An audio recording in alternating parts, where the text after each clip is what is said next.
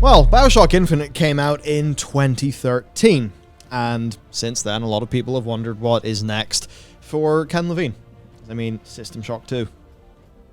Bioshock. Bioshock Infinite. A lot of these games are ones that people really, really loved and felt an affinity with.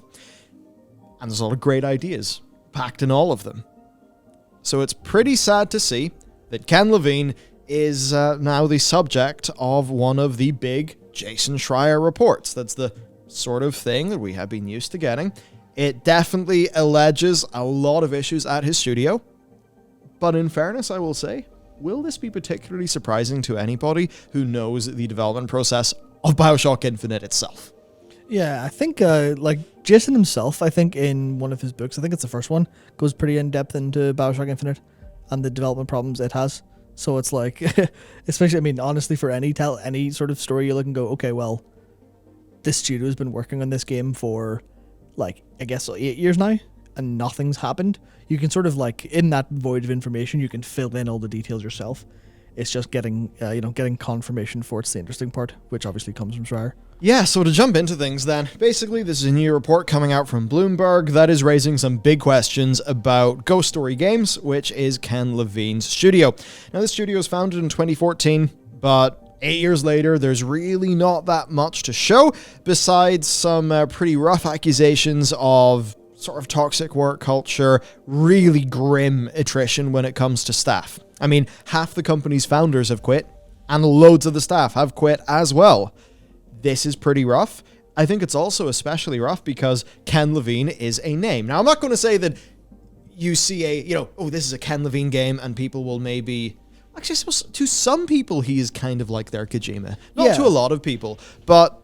So I think Kojima did end up getting more star power, but for the people who love the Bioshock games and System Shock 2, I mean, Ken Lavine, that's a name that will sell a game, right? Yeah, not to your person who walks into game off the street and sees Ken Lavine, where you might do that with a Kojima or something. It's a lot more the kind of the Kojima, I guess, to an extent, the AAA version of what people used to think about, like Jonathan Blow and stuff like that, and Dan McMillan back that kind of. It was around that same sort of era where a lot of that almost like auteur worship really started, especially with heavy with indies. It was like, okay, well, this is the future of game development. These really, really super advanced people who are these artists, these visionaries. They're what really start video games. And then Bioshock Infinite happened just after that wave started to kick off. So then everyone just jumped straight into this, oh, Ken Lavine is this incredible creator, this narrative genius, which obviously, didn't pan out extremely well looking back in history. But yeah, and I think one of the reasons why people will have felt that is because they didn't really know how the games were made. All they really know is the game comes out, it's packed full of great ideas, it's really cool, we really like it. Oh, look, it came from this brain. Yeah. When in reality... that was a process of Lavine going nowhere fast, discarding absurd amounts of work, pissing off a whole bunch of people, and yes, finally coming out the other end with a game. But it's you're really going to almost make the man myth if you assume that all of the ideas just kind of came out perfect and the game was just made and that was it. And it turns out there was quite a journey, and there always is going to be a journey, of course. But I think sometimes it's a little bit more extreme. It's a little bit more rough. So as we go into this, people are maybe wondering why. Where is this game? Well, really, the reporting is pinning it on Lavine himself. Yeah. Now, of course, he's best known for the Bioshock franchise, System Shock. That means that he's kind of carrying himself as a gaming auteur. And though he is often credited for his great creative vision, he has rather stubborn perfectionism, reportedly a rather fragile ego, and that has reportedly created a culture of burnout and pain at his new studio. Now, in his interpretation, auteurism has meant discarding months of work, much to his staff's dismay. Now, this is obviously coming from the Bloomberg reporting. Yeah. Now, the only thing I take issue with, and this is getting maybe a bit philosophical. There's some people who, a lot of people will discuss intent.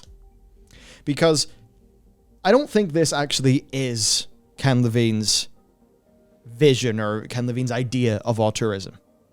Yeah, it's in the... It's a result of how he works. So I think there are a few just key little things of wording and phrasing that we do need to think about and maybe interrogate. Like, it doesn't have to be his interpretation of auteurism. This could actually just be him not really being a great manager and jumping in too quickly without a fully formed creative vision.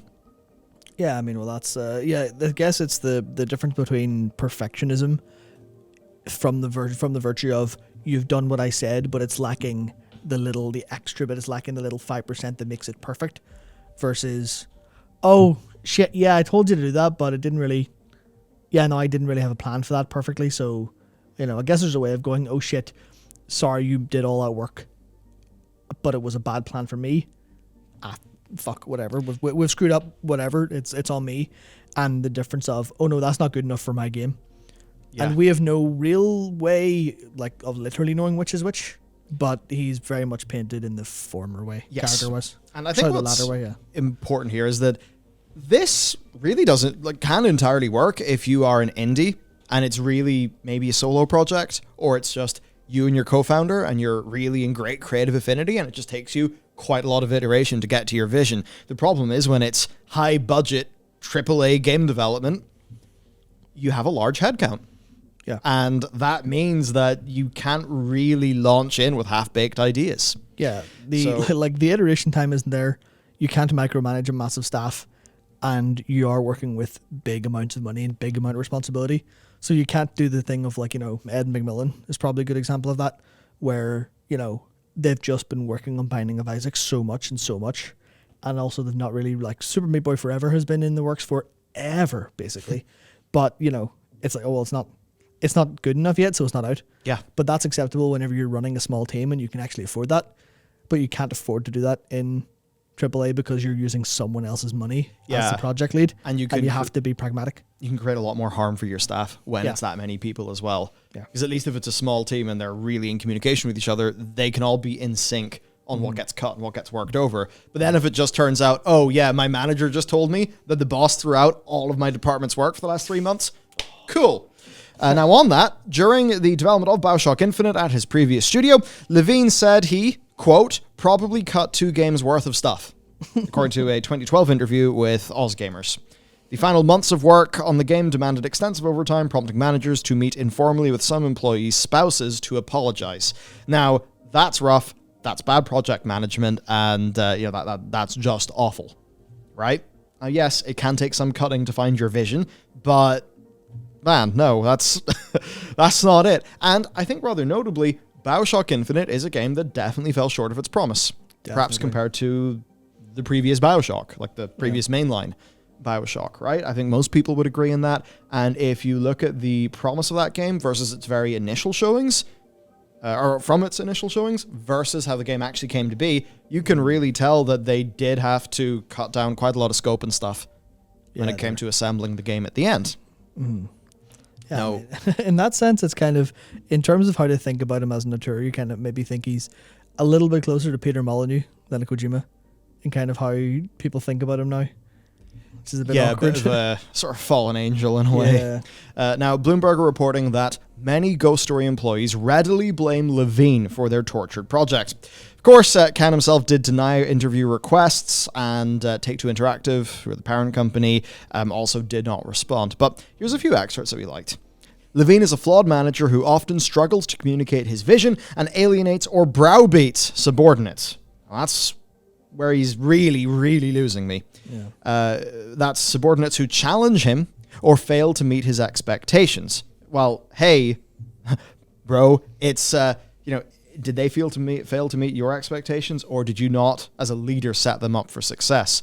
Generally, whenever people blow up and browbeat, that's actually something that's basically their fault.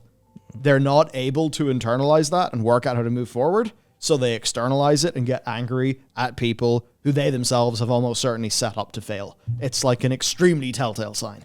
So this is what current and former employees say, and they requested anonymity because they feared repercussions, which, could you read into that? I suppose you could. Now, in a 2013 interview with Grantland, Ken addressed the effects of his working style. If it's not right, it goes, Lavine said. It's not without cost, but I find that the people who are the most experienced at Irrational tend to be the most comfortable with throwing stuff away. Well, yeah. Obviously, Ken, that's what your management style selects for. I mean, think about... I'm not just saying, put on your evolutionary biologist cap, but if that's what your management style selects for, that's what you're going to get at the end. Yeah, but it's like, it goes a little bit beyond even just like that kind of managerial selection. It is just, well, of course, that's what they're putting up with to work there. It's like, that. What are they going to do, leave? That's not always an option in game development, so obviously the most experienced people are going to be better at throwing out stuff. It's almost like you said, I find the more experienced developers are better at development. Like, well, yeah, that's how experience works. Yeah. Or even somebody saying, I find really the people with massive tenure at Blizzard just have so much passion. And it's like, well, yeah, I guess the people had a lot of passion, but also maybe some more ambitions and wanted some more money. They're at Riot now. Your loss. Yeah. He saw Mike Snight as one of those people. Lavine hand-picked Snight from Irrational to help start Ghost Story in 2014. Quote, Ken is a very hard person to work for, Snight says. I think he tried a lot to change, and he really excels better at this company than Irrational because it is a smaller group of people. So fair enough, sort of makes sense, but, not good enough, as we're going to find out. Ghost Story set out to revolutionize video game storytelling, but has instead watched other companies accomplish its goals. One employee said the team is optimistic that things are finally on track, but estimated a release could still be nearly 2 years away. Now, Snight eventually quit, along with half the original team. That's bad. He says Lavine's creative process is what drove him to leave after 5 years. Quote, when it continuously goes in cycles and you don't align anymore, you kind of get tired of being a part of that. I wasn't really happy anymore. And unhappy developers tend to not end up making the best work. Nope. Now, to go into some of Lavine's history here, while the Bloomberg report definitely is, sort of breaking some news and it contains a lot of damning things about Mr. Lavine, this is definitely not the first time we've heard about this, as I sort of said at the opening. In February 2014, Ken Lavine gathered Irrational Games' staff in the office kitchen and informed them that he was actually just going to close the studio and lay off half of them. Reasonable. Now, this took people somewhat by surprise because they just released Bioshock Infinite. And while a lot of people were a bit miffed that a few things in that game didn't live up to the potential, maybe the gunplay wasn't mega fun. I mean, I have a lot of criticisms of the game. I still loved my time in it. It still sold very well. Critically, it did very well. So you're on top of your game. Great. You've made it through the death march of Bioshock Infinite, and the boss is going to shutter the studio and get rid of half the staff. Yeah, that's a really good reward for making great work, isn't it? Getting fired effectively or getting terminated. Yeah. So Lavine explained to this rather stunned crowd of people, half of whom were losing their jobs, that development of the game had drained him and that the company had grown too large. He wanted to explore new ideas with a smaller team, so he was just killing the studio and starting a new outfit. I mean, you're allowed to do that, but of course. man, surely there could have been a better option there, or maybe Take-Two could have worked out another way to maybe keep Irrational, keep Bioshock, let Ken go off and do his thing. It's not like Take-Two don't have money. But he basically had earlier informed 11 of his chosen employees of this plan. Now, the lucky few, the chosen people, then dragged themselves to the office, knowing that most of their friends were going to be fired. Says Snight, who designed levels at Irrational Games. After Lavine delivered the news to their colleagues, the remaining employees took a break. Quote, we didn't come into the studio for a while. There was a lot of survivor's guilt. Now, not only in this case had Ken completely sort of fucked over most of the staff. I mean, he completely fucked over everyone at the company. Yeah. But even if you were going to say that this was a hyper-pragmatic move, yeah, survivor's guilt. So you made all of the people that you have chosen to go with you in this new endeavor feel horrible about it. Yeah. Bravo! Yeah, but if you imagine the kind of auteur perspective of, if he is egotistical and perfection driven as you think, and does have this weight of, oh yeah, I'm so good at making games, then he didn't. He chose them. They were his disciples. He blessed them with this role, as opposed to I mean, he could have chosen them. 12 then. Yeah, he clearly left one out, but that's the thing where he probably, based on his everything I know about his character from reading stuff, which obviously I don't know him, don't know how much it is, but it's very much like, oh yeah, this is a great thing for these people. They get to work with me and make our great work, which will definitely come out someday, according to our plans at the minute. Yeah, so rough stuff, not how to lead. Now, moving on then. 8 years. Yes, 8 years. Now, games take a long time. MMOs take a long time. Mm-hmm. I mean, it could be 5 years for an MMO. 8 years seems like quite a lot for this. Especially for a 12-man team. Yeah. So, as Bloomberg points out, the time frame is drastically longer than all of Lavine's previous lauded works. System Shock 2 took a year and a half. I think one of the... there's a bit of me that almost wishes that we were operating like 20 years ago. Oh, yeah. So that, So there are a lot of production requirements of games now, which, I mean, part of that is why games look so incredible these days. Mm-hmm. I don't even just mean AAAs, I mean indies as well. But, you look at like some of the really iconic games, they were just able to slam those motherfuckers out. And you can really tell that the iteration time and all of that rapid slamming was pretty damn good for the quality of the games. But yeah, so System Shock 2, a year and a half to make. Bioshock, 5 years to develop. Bioshock Infinite also took 5 years. This one, though, 8 years, we know nothing about it. Now, when Original Games sort of reformed as Ghost Story in 2014, Lavine pitched the idea of narrative Lego, giving players the ability to build their own unique game experiences by letting a game's world and characters be influenced by the player. And you know what? That is really cool stuff. That is, in fact, something that we even did some R&D on here. Trying to do some like generative narrative stuff. It's not something for the first game we're making, but it's cool stuff. And it's that thing. If you actually look at the games of Ken Lavine, most of our office really does quite love them. But anyway, this plan was to basically start small to prove the narrative Lego concept and then to release a game by fall of 2017. Now, this game sort of sounded like another Bioshock, a sci-fi shooter set in a mysterious space station beset by warring factions, with friend-enemy status of each, basically of everything being affected by the player, all fitting into the narrative Lego. And that does sound hyper fun, hyper replayable. Awesome. Yeah, there's only one small problem, and I think it was highlighted in the Bloomberg report. But Polygon's coverage of a game called Wildermyth is like the entire opening of the review or the preview is this from their best of 2021. It's Chris Plant just talking about Ken Lavine and Ghost Story, because they were like, this is narrative Legos, we're going to start small. What time was that? That was around 2017. They're going to release a game by fall 2017. They still haven't got it out. Whereas Wildermyth was developed from 2017 to 2021 by an indie studio, and it successfully delivers on the narrative Legos idea. There's a game which, I think it's a really cool game. It's called Overboard. It's a murder mystery set in a boat by Inkle. Inkle Studios, they did, you've all heard of it. A lot of people have seen a mobile game, 80 Days. It's now on PC. 80 Days is fucking awesome. It's great. If you really enjoy narrative games, I love it. It has been awful for my sleep cycle in the past. But in 100 days, just over that, they developed Overboard. And a lot of what they were playing with was like, how can we really use our systems to basically get sort of a narrative Lego concept going? So they did that in 100 days. And how did they do it? Well, they knew their tech.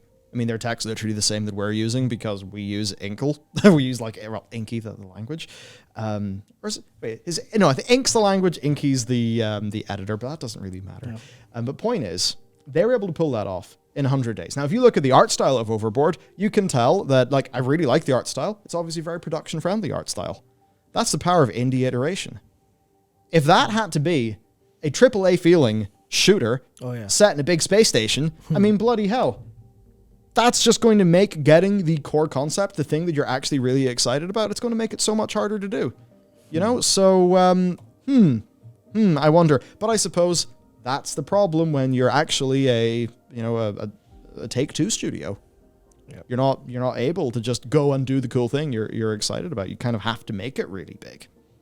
So Lavine told recruits to the new studio that they were offering financial stability of a major publisher and the agility and artistic freedom of an indie developer. To ensure the latter, he negotiated a special arrangement with Take-Two. Rather than answering to Take-Two, the publishing label that had overseen Irrational, Lavine actually reported directly to their parent company. So he just had that line to the top. I guess he just has the Zelnick phone. Absolutely. That's it. But things were apparently mismanaged from the outset. Over-ambition and under-resourcing, something we've heard a lot. So Take-Two executives occasionally stopped by for updates, but Lavine was generally just given free rein. The ideas and ambition were great, Giovanni Pisteris, an early employee, wrote in an email, but the scope just grew and grew without concern for the team's ability to get it done by our fall 2017 deadline. Ken wanted to make a AAA game with a budget team size. It was never going to happen. Yeah, it's the kind of thing, it's pretty easy to be dead but not know it, because you just kind of haven't mathed out the problem, right, in a way, right? Yeah.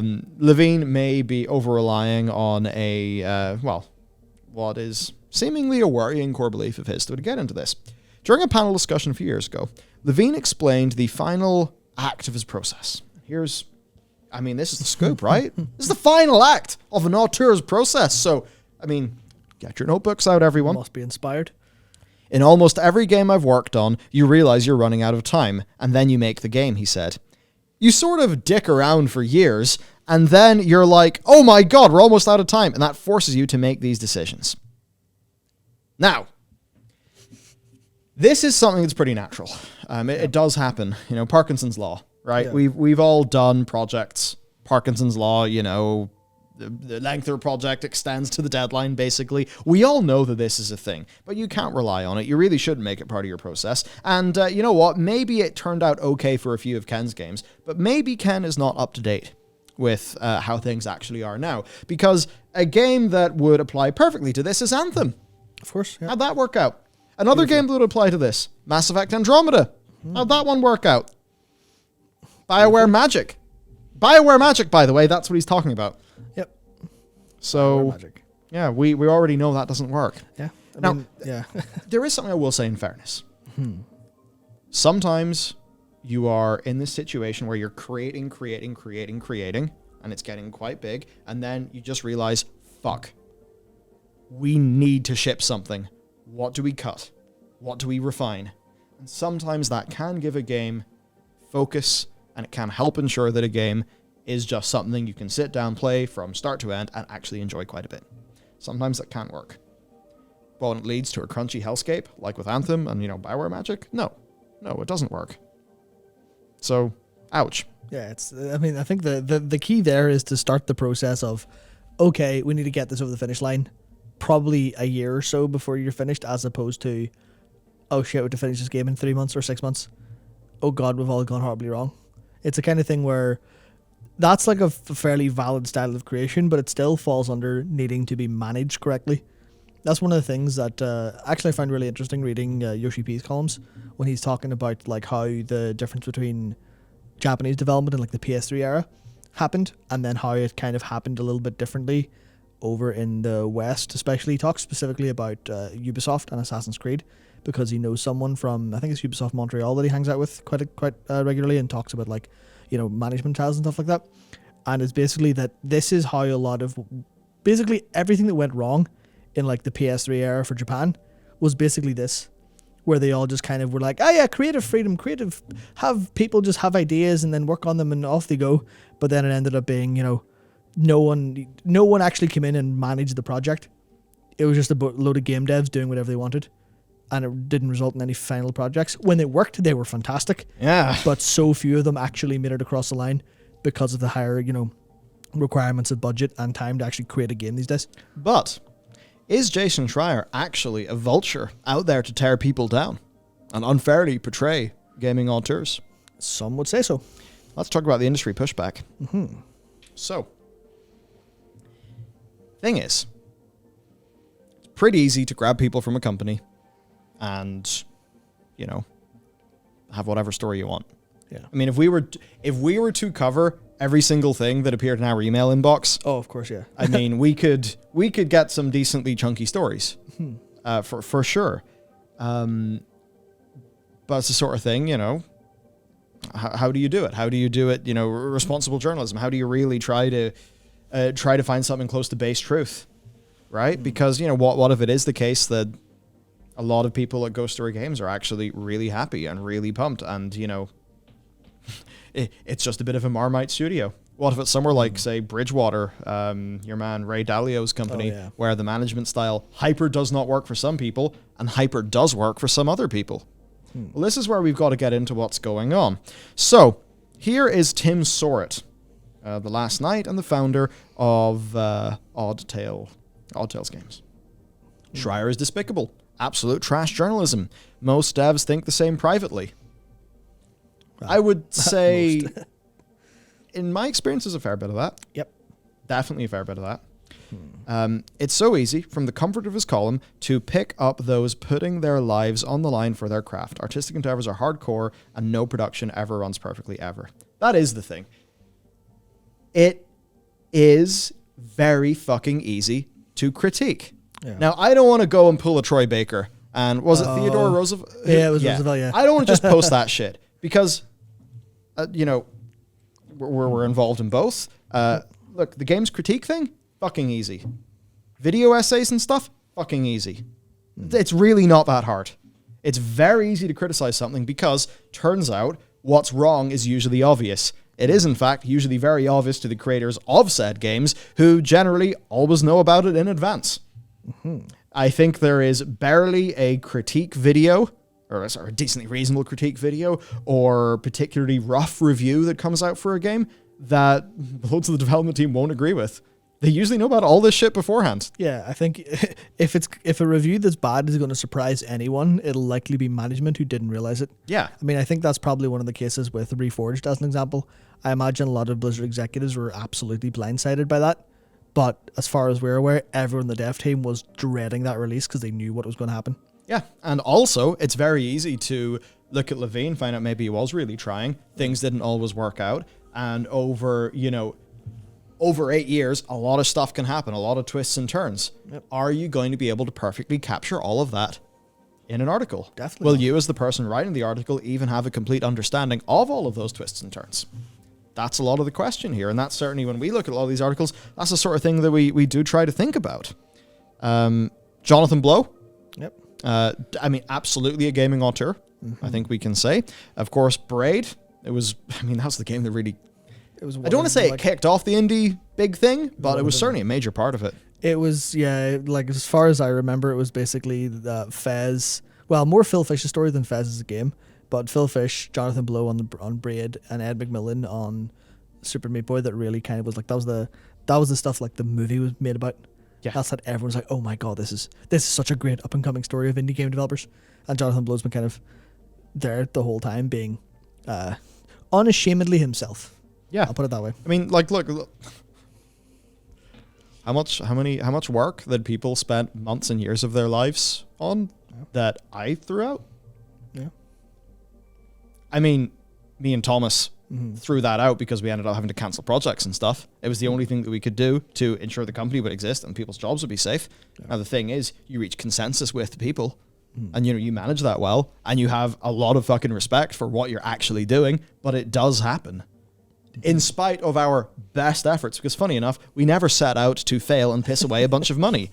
Yet that is what we did. Yeah. So to go to Jonathan Blow here, redoing things that didn't come out well enough the first time is one of the most effective methods of doing good things. Yep, iteration. If you're working on something new and different, you won't know in advance what's going to be best. You try some things and learn what will be good. Yeah, it's hard to know what the final thing is going to be like when you're in the middle of making it. Not all the systems are there, and you cannot playtest the final experience. I think that's why, for games like what Lavine is making, for I think quite a few of the games like what Jonathan Blow is making, it's very hard to find the fun very early. Of course, yeah. Now, for a game that you made, Party Animals, yeah, not that one that came out. No. Matt actually was like, where were you programming and design? Yeah, on a game called Party Animals as a part of the Transfuser program, Yep. which is like a UK Games Fund thing. And in the type of game you were making, finding the fun is, I don't want to say it's easy, but it happens very early because your version of Party Animals, much like the Party Animals that came out, was hyper successful. I'm sure you feel great about this. Absolutely. It's a party game. It's mini games. You can find the fun really quickly. I remember the Tale of Bar game. It was just a little, one finger rhythm game that me and Thomas made for mobile. We found the fun in like a few hours. Yeah. We really shouldn't have cancelled that. Anyway, it's important what Jonathan is saying here. This feels a little different when distributed across the team, or a team, but the basic idea is the same as when it's just one person working. All the time I remove things I've done before and replace them with something better in both programming and design. This does not mean the initial work was wasted. The initial work was necessary to get to a place where you could see what was better. The process of working on different and uncertain things is important. A society that has people willing to do this is going to be much better off in the long run than a society that has no people willing to do these things. 100% true. It is therefore very destructive to attack people who are trying to run difficult projects just because things go badly sometimes or the person makes mistakes. We expect things to go badly sometimes. If they don't, that means the project was easy. If you systematically hound, deride, ridicule, demonize, etc., the people who are trying to do difficult things, then you'll end up only with the people who aren't doing that. Yeah. What will you select for? You will select for games that aren't particularly risky. This is really funny because at the risk of derailing a little bit, that's kind of what our country's like in a little way. We have a weird culture here of people who kind of step a little bit outside of their bounds, not being like derided or hounded, but kind of being seen as outsiders a little bit. Yeah. Just a tiny bit.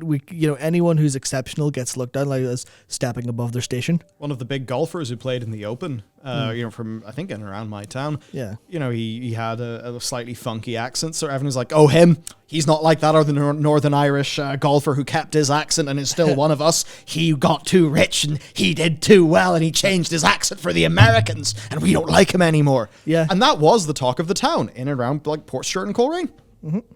Yeah, no, like even on smaller scales, we just have that problem, especially as you get into the countryside sort of things. Obviously, people be happy for, oh yeah, you're trying, you're out there, but you can see the results because, me and you laugh about Northern Irish exceptionalism because it's just everyone's like, largely speaking, people are happy in their station. Yeah. And they're not incredibly ambitious. And that's like a cultural issue that you can kind of, almost like what Jonathan Blow is suggesting would happen to games or to a society, we can kind of see firsthand a little bit. Yeah. So Jonathan goes on to say this becomes especially dark in the current media environment where certain people seem to have made a business model out of finding the inevitable flaws in any human being and crafting a story that frames them disingenuously. I would encourage us not to feed this parasitic behavior. And that's the sort of thing where it's like, yeah. And I think one of the things that we try to think about in this space, because a lot of that, you could be like, well, you do news, and a lot of the stories that you cover are pretty negative. Well, what's our process of thinking about this? Basically, it's the consumer. Yep. Right? Anthem, consumers being dicked over. Blizzard stuff, people at the company have had a lot of harm, and consumers have been dicked over. And it's a sort of thing, whenever we do a story about Bioshock, or not Bioshock, BioWare stuff, it's not zooming in there and trying to specifically go after people. It's being like, what the fuck? People like these franchises. Why haven't they been handled well? Why is the business model not good? Why are those things going on? So it's important to say, like, yes, this, but that is a developer's perspective. As also developers, we get that, but we also have got to think about the consumers who do, at the end of the day, put down their hard-earned money to buy games. Yeah, I mean that's where the line is. Obviously, you follow Jonathan Blow's model, and all the money in the world can spend however many years working on The Witness. Just it's out, whatever, it's fine, but not quite the same when it comes to the press cycle and news cycle and hype cycles and all that stuff. It's why, like, as an example, Peter Molyneux, generally speaking, an anti-consumer in how the way he's evolved or done things over times, because there's been a lot of false promises that never happen. But then Ken Lavine's kind of not quite like that because he's just working on a game. Yeah. As opposed to coming out every couple of years and going, this will revolutionize video games. Only did that once. So to move to Brad Glasgow then. Ken Lavine is perhaps the kindest developer I've ever interacted with. He is He is generous with his time and genuine in his replies. I'm not surprised Jason Schreier felt the need to write a hit piece about him. Lavine is a flawed manager who struggles to communicate his vision. Can anyone come up with an entire idea for a video game and communicate it effectively? Do you really think the people working in Death Stranding knew what the fuck was going on? And that's the thing. Because you can be a bad manager and struggle to communicate your vision. And I don't think that it's either that or, come up with a whole idea, just manna from heaven. There it is, fully formed. Let's go make it. If I was to try to reconcile all of this, because ultimately the attrition rate of the company has been high. Yeah. There have been a bunch of issues. All of this stuff about iteration, that's absolutely correct. You could definitely, there was an angle to go after Jason as well. Maybe, as with most things, truth is somewhere in the middle. Yep. Hardly a surprise. Yeah, hardly. I mean, I think, you think about the attrition rate, so clearly people are unhappy, which means clearly, but then you look at the Ray Dalio example as well. So the people who are still there could be very happy with it, and thus it just needs a smaller team and more iteration time. Yeah, possibly. So Brad goes on to say, and here's the kicker that really bugs me. People talk about Schreier as if he's good at journalism. Quote, alienates or browbeats subordinates who challenge him or fail to meet his expectations. He offers no evidence of Lavine browbeating subordinates in the article. Another one, Ghost Story is obviously trying to do something different. They've apparently eliminated crunch, which is something people like Schreier have railed against for years. And when a company tries to do something different, it takes a while, he goes after them. Now, this is all quite interesting to me because, it's one of the things we thought about when we were going through this. And I think at the top of the video, we kind of mentioned, there's also a few criticisms of Jason here. Yeah. I think something we both have noticed since the move to Bloomberg, the articles feel a bit less detailed. They're kind of not like those big, massive reports that used to come out. Now, if I was to try to steel man Schreier's position, you could say that if he was to give a specific example of that, perhaps that would out an employee and it would compromise a source who could then have repercussion. Yeah. You could say that. Maybe it would have been better if, if Schreier was to say, X people said this to me. I'm not going to tell you exactly their stories because I do not want to out them for fear of repercussion. Yeah. But there is absolutely something here with journalism. A good example, and also a alumni of Kotaku, is Cecilia D'Anastasio, who based on how she's treated people, I think she's an absolute fucking scumbag. Yes. Because she basically lied to survivors of sexual harassment, I believe rape as well. She lied to them in emails. And I remember reading this article on Kotaku and being like, oh, I know that person is. I literally know who this victim is based on what you've published here. Yeah. How the fuck is this responsible journalism? Yeah. And, then I sort of find out through some back channels that individual very much said directly to Cecilia, I will agree to your thing. Here are my requests. And I mean, never say this is off the record to a journalist, but Cecilia did actually agree. So it's the things like that I see. And I'm like, well, I get that you're trying to go in here for the scoop, but also you literally did just kind of out a rape victim when they didn't want you to. Are you a bit of a scumbag? Are you doing this for your career? Are you hounding the story so hard you've actually lost sight of yourself? Those are some of the things that we also have to think about when we're in the punditry and journalism space. It's really not quite as simple as, someone's told me something, it's truth. I can just parrot as truth. Obviously, you have to as a journalist examine that you're being told the truth, but then you have to navigate that fine line of communicating that onwards. But because what I think has happened a lot with Jason is because he's been so on the money with a lot of things that people will now kind of almost give him too much power and immediately take him as face value and go, oh, well, he's been right before so many times. So now you have to wonder, well, will people be less critical of his work? Will people go, he doesn't really have a source for that, but given everything else he does, he's bound to be right. And then you think, you get just the general danger of any individual having too much power. And you go, well, obviously he's a very opinionated person. And not your personal agenda doesn't necessarily seep into your work, but there's a possibility that it does. And then you're like, okay, well now Jason technically has the power to get one source and try to dismantle the popularity of, or, you know, basically he could put someone in the news or a studio in the news for being terrible without a lot of evidence because he's garnered the kind of reputation. And I guess there's a responsibility to be had with that kind of power. Absolutely. To continue with Brad, one constant of Levine's projects is he never seems content. Brad, yeah, that's pretty much universal among creators. Yep. That's why they say art's never finished, only abandoned. I mean, it's kind of a reason when we were going through this, we didn't really pick that out as something to call out because, I mean, that's not a point. That's a waste of space point. Yeah. Like in everything I have ever worked on, like video-wise, there's probably only a handful that I'm actually truly happy with. Same. That's how it is. That's what it is to make shit. Yep. You know, you're never happy, but what you have to do is find something in the process. Yeah, your baseline is this will have to do. Yeah. Like one of the only ways to improve is to kind of, it's like don't let perfect be the enemy of good. Yeah. But you know, where do you draw the line in that? And you know, for Lavine, obviously that line is we have a year until we have to publish, so it's now really time for that. Yep.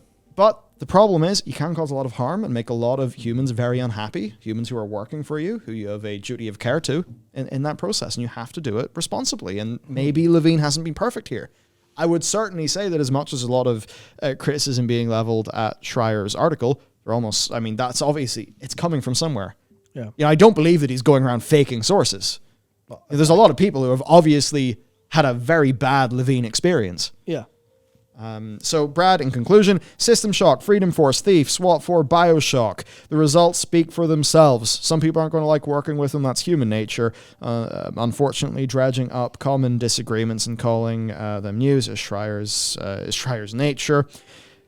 Yeah. Oh, and one more. Do you think everyone who has worked with Jason Schreier likes him? Ooh. I mean, yeah, obviously not, because it's like that everywhere. Yeah. I think that's kind of the problem you run into when it's like, you know, Ken Lavine. If you replace Ken Lavine with an executive management team, now that's a more palatable story because it's kind of, it's multiple different people, multiple different situations, and it's kind of harmful on a whole team overall. But when it's Ken Lavine, it does get into the realm of you're not just talking shit about one person without a whole amount of proof. And it hits a lot harder that way. Or maybe proof that you have but aren't really sharing. Yeah. And it's kind of tricky because you have a journalistic responsibility to protect your sources. Yep. And also to back up what you're saying. Mm-hmm. And, you know, it's sometimes, I think it can be quite hard to fulfill both of those requirements to your sources and to your readers. I mean, I think that's why people are largely, I think, dissatisfied with a lot of games journalism in general, and why Schreier's like generally held as one of the people who's doing it better overall is because journalism's really hard, like, and you need to be really well trained in it. But the actual, I guess, the product side of it doesn't line up with how hard it is to do.